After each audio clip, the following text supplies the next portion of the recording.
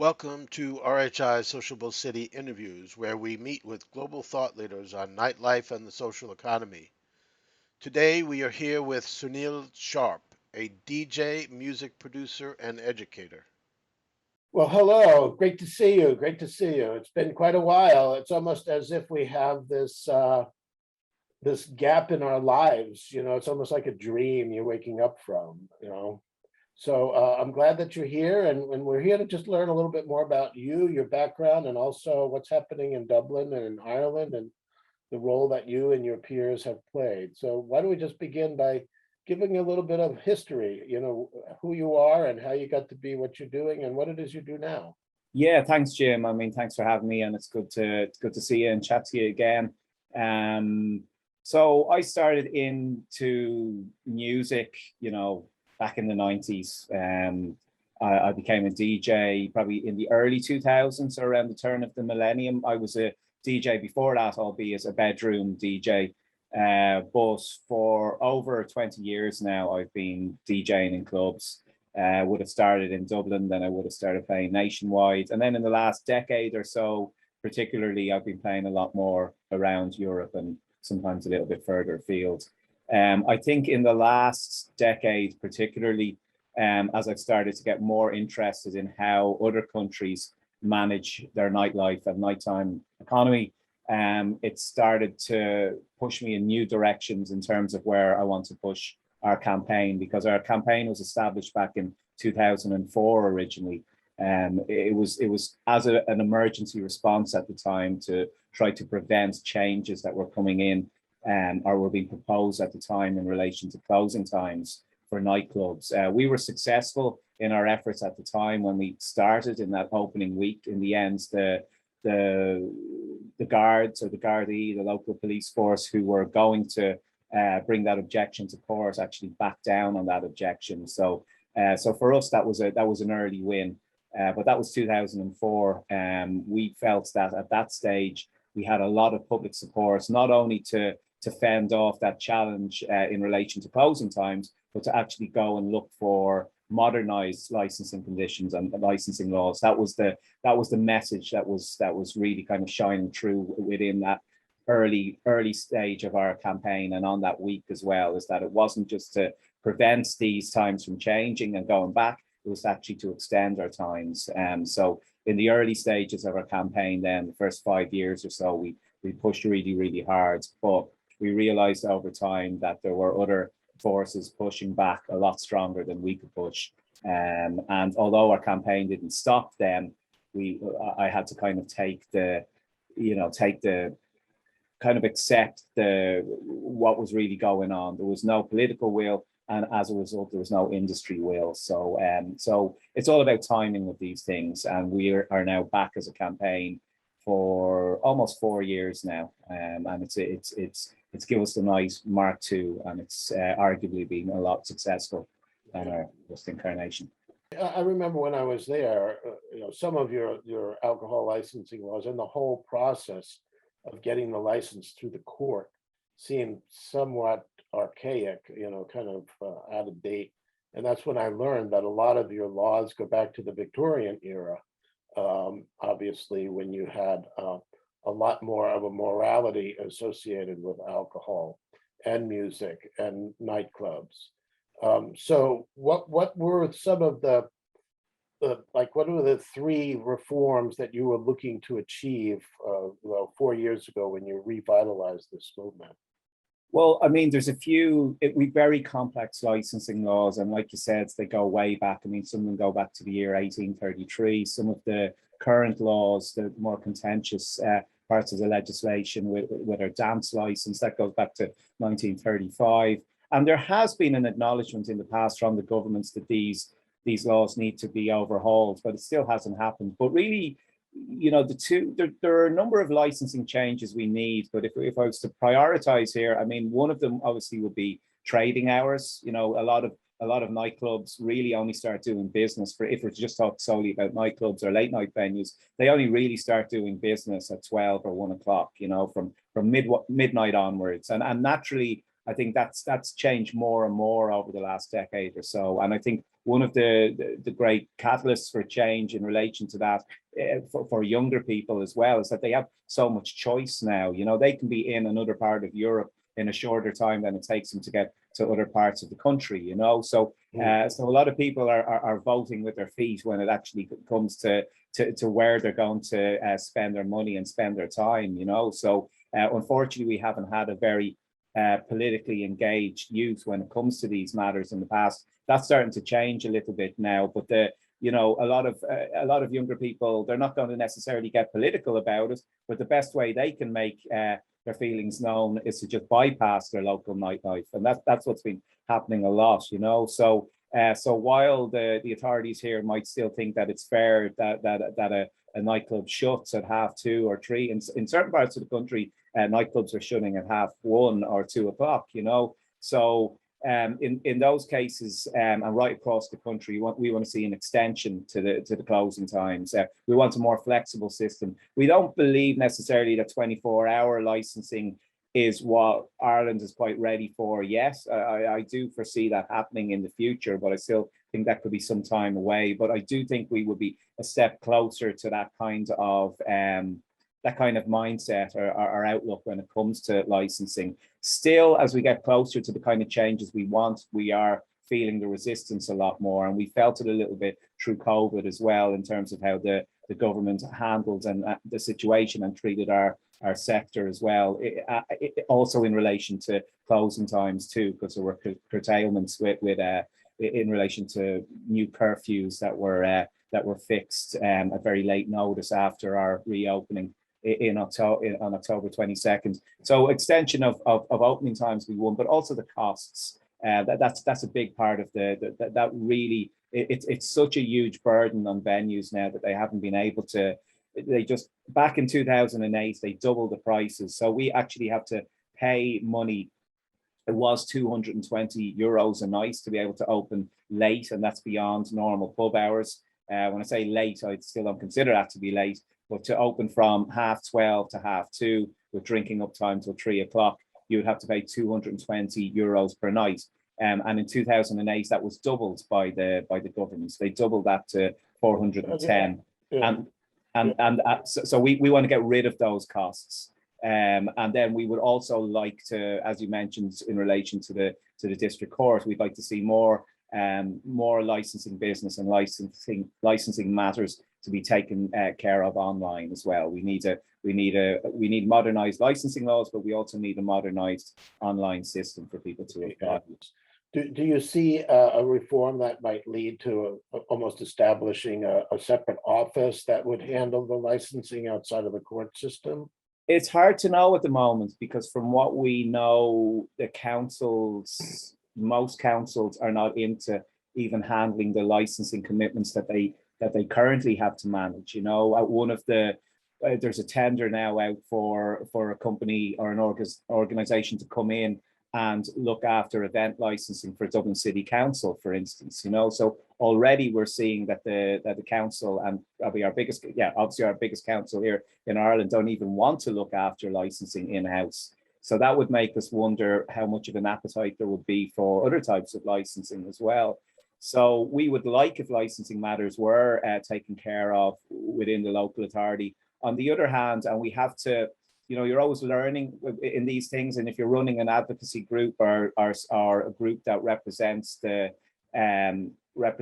views of stakeholders, including venue operators, you have to listen to them as well. And from having a meeting with a lot of the existing venue owners and late night operators in Dublin, most of them don't want to work within the local authority when it comes to licensing, you know, and they'd be very worried that a lot of councillors and obviously the council executive as well would have extra power over their future and their business, when at the moment it suits a lot of them going to the district court. Of course, they've been conditioned to that kind of environment and that kind of system, so it's kind of better the devil you know in ways in terms of the people they deal with.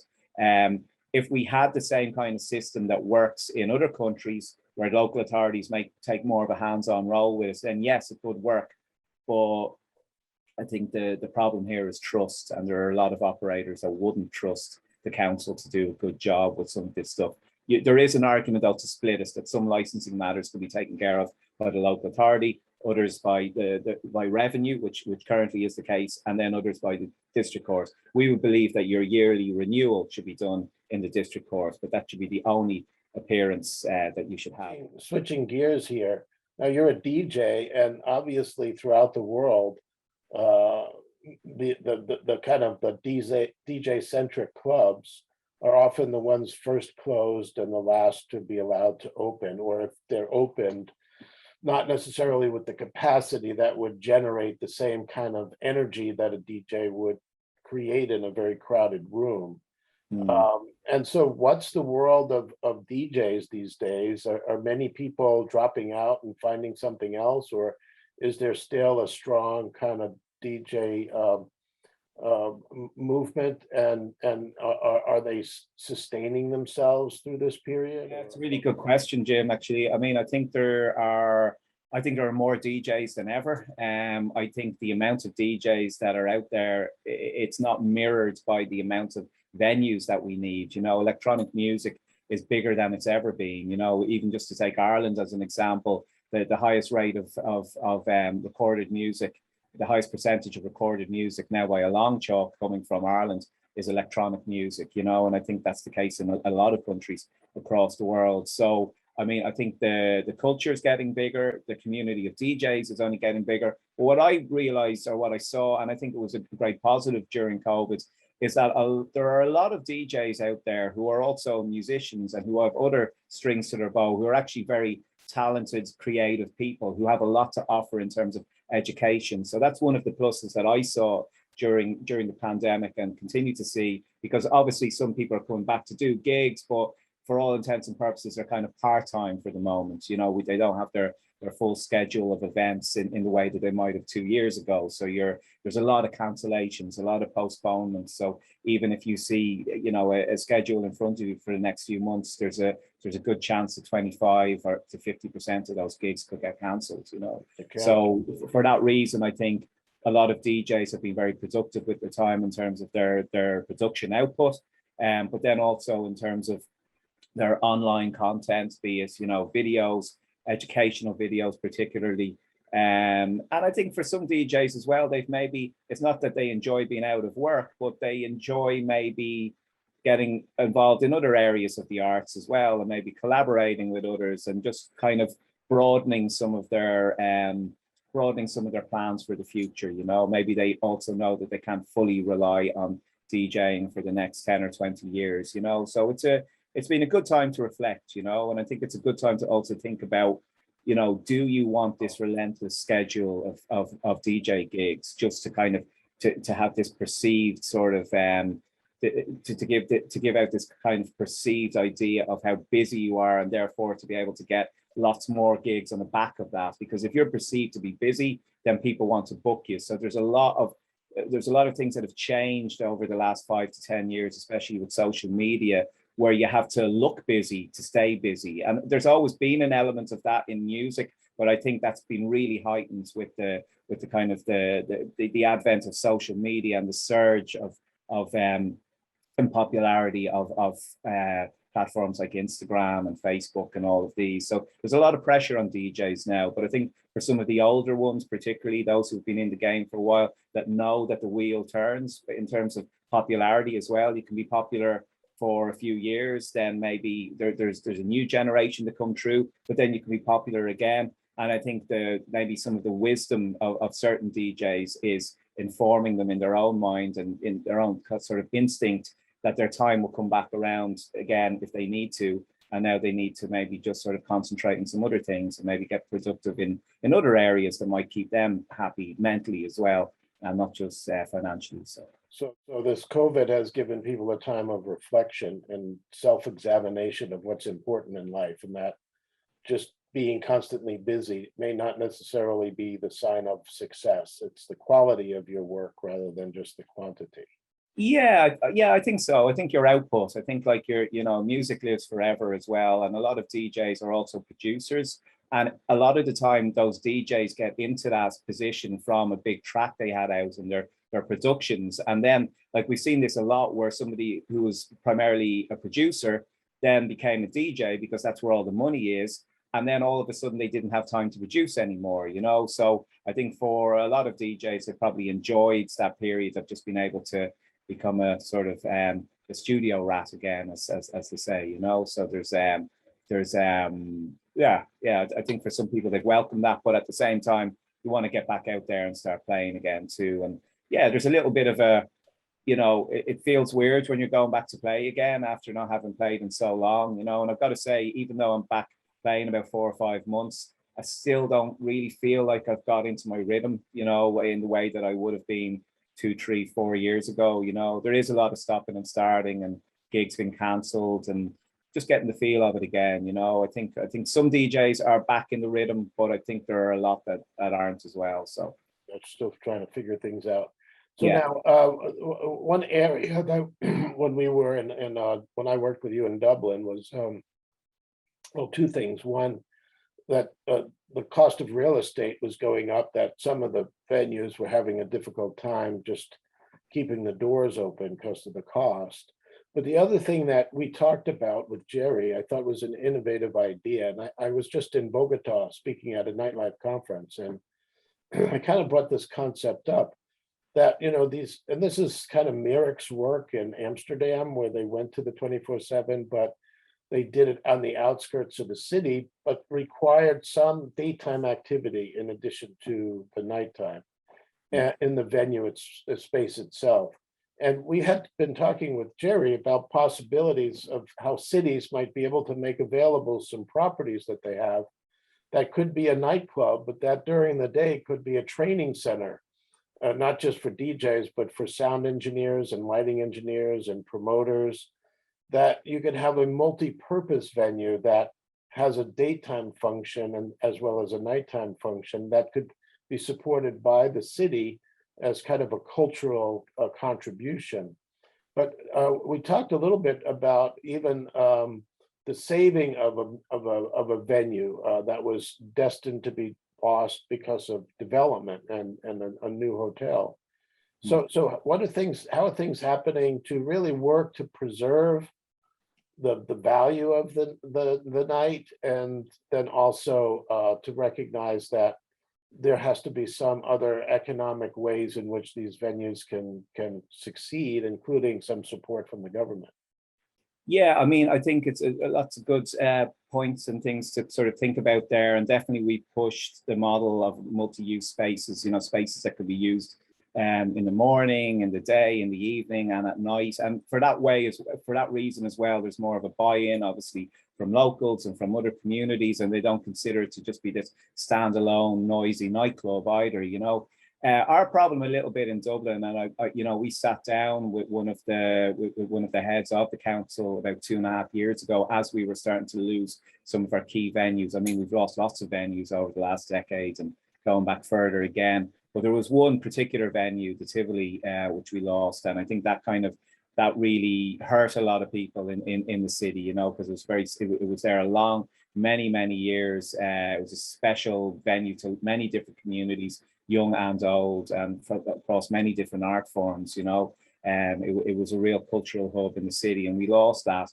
And it's usually down to the decisions, of course, of the council, and if not, then it's down to the appeals board as well. You know, we on board Pinol and make some very peculiar decisions sometimes when it comes to this, to the preservation and saving and protection of venues like this. They're meant to consult the city development plan, but as we've seen, the city development plan really isn't worth the paper that it's written on. In that, a lot of the time it's just completely ignored, and it's open to interpretation. And the reason for that is that it's purposely vague.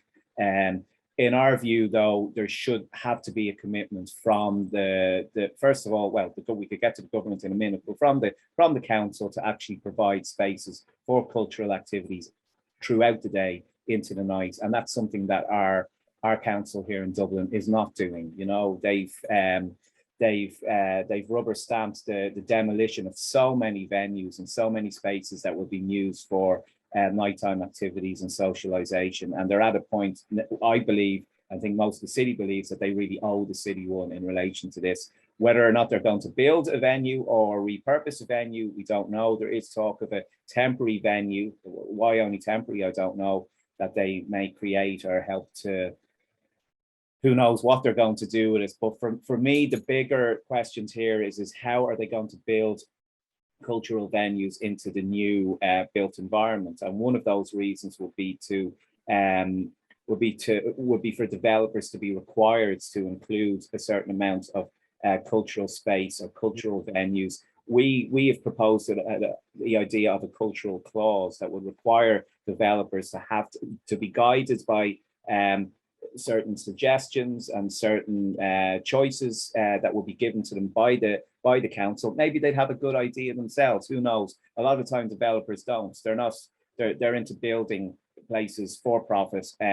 They don't necessarily, and who isn't? I mean, any of these developers that's what they do. There's no developer who has the interests of cultural organizations and communities at heart. Particularly, they just want to make as much money as they possibly can. But there are some developers that are really getting free reign to do whatever the hell they want in this city, and the amount of cultural amenities and venues that they're steamrolling over and not putting anything back into its place. To so many of us, this is just completely wrong, and this is where the city council need to start to put in tougher, more rigorous rules there to prevent developers from just bulldozing spaces and not putting anything there in its place. What we'd like to see in the case of and I think the bar you're maybe talking about there is the cobblestone. What we'd like to see is the space next to that, and there are three separate properties next to that which are lying derelict and have been for a number of decades now, because of the public outpouring of emotion in relation to that space. I mean, there was something like over 700 submissions, which I think is the highest amount of submissions that the council have ever had in relation to a planning permission. Apparently, the fact that there's such an outpouring of emotion over this into that particular property and also that area would suggest to us that the logical next move would be to actually do something with those spaces next to us, those spaces that were earmarked for development for a hotel. That now that planning application is dead in the water. It was refused, and that's great. We're getting to the end of our time here, but so what I hear you saying is that from your perspective, the world continues to evolve, that there has been growing awareness of the importance of these cultural institutions and the role of the life at night, as we say, that the whole DJ culture and the whole need for people to have these spaces is being recognized a little bit more. While it's slow in coming, city government is beginning to recognize they play a role. And what you're advocating for is that the developers themselves play a role. Now, if everything evolves similarly to what we've been talking about, in 1 minute, can you summarize the world of DJ nightlife in cities 18 months from now, when we're hopefully out of this pandemic? Will it return to normal, or will there be a whole new scene that's been evolved or created? We need spaces, first of all, and while we're trying to protect spaces, we think the role of developers in the future will be to help create them for us as well, but besides that, we think there's a huge role here for government and local governments as well. So I think this idea that communities like ourselves can compete with these large developers and much more profitable uses of these spaces, it can't be done. So this is where governments now really need to get behind communities like ours. And it's not just about DJ culture, it's about all culture. A few years ago, we were talking about nightclubs. Now pubs, theaters, well, theaters have known it as well in the past, cinemas too, but any type of cultural space, sports grounds as well, they're all in danger now.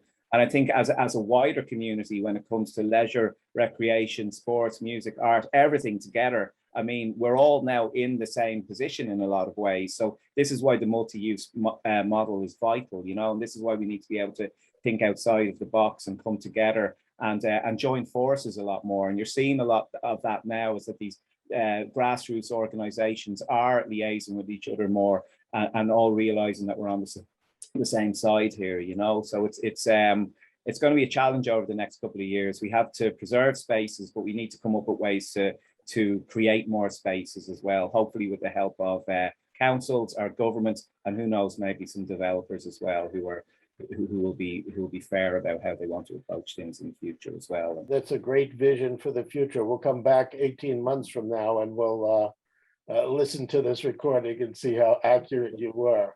Well, this has been delightful. You have lots of energy and a lot of passion. That's the one thing I respect about you. And obviously it seems that change, while slow, is starting to happen in Dublin and in Ireland. But I'm going to conclude the recording. We could chat for a minute after, but I appreciate your time and I wish you luck. And we'll obviously be in touch in the future. Thanks a lot, Jim. Cheers for that. Thanks for having me.